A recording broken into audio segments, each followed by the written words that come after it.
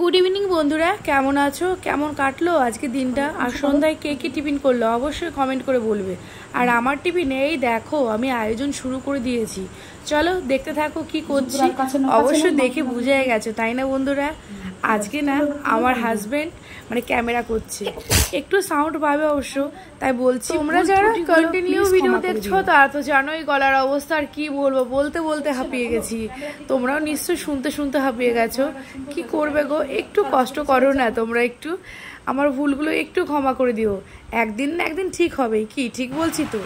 আর এই যে পকোড়ার আয়োজন দেখে অবশ্য বুঝেছো, তবু আরেকবার বলে দিলাম, আমি যা তৈরি করছি সেটা একবার না বললে হয়? আর ওই যে শুনতে পাচ্ছ ঝিরিঝিরি বৃষ্টি হচ্ছে। আরে হ্যাঁ গো, বৃষ্টি দেখেই তো উদ্যোগটা হয়েছে পকোড়া হবে, কিন্তু পকোড়াটা কালকে করার ইচ্ছে ছিল, আজকে সকালে বাজার করে এনেছে, ভেবেছিলাম কালকে, কিন্তু বৃষ্টি হলে কি আর থেমে থাকা যায় বলো তো? তাই পকোড়া শুরু করে দিলাম, সাথে চা হবে।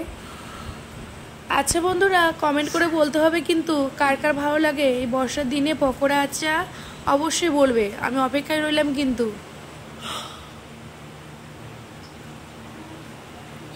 না হলে দেখো আমি কামবালি হয়ে গেছি। আজকে পকোড়া হওয়ার আরও একটা কারণ আছে, বৃষ্টির সাথে সাথে মেয়ের আজ মাঠ প্র্যাকটিস হলো না, ছুটি আছে, তাই শুরু করে দিলাম।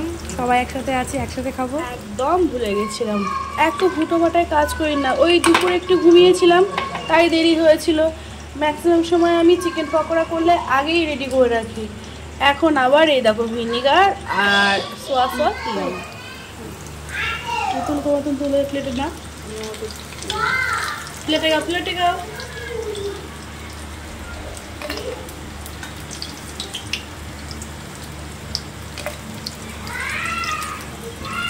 এখন না বেশিরভাগ দিন ভাজাভুজিগুলি বাড়িতেই করি, আগে কিনে প্রচুর খাবার খেয়েছি, আর খেয়ে এত গ্যাস অম্বল হয় কি আর বলবো।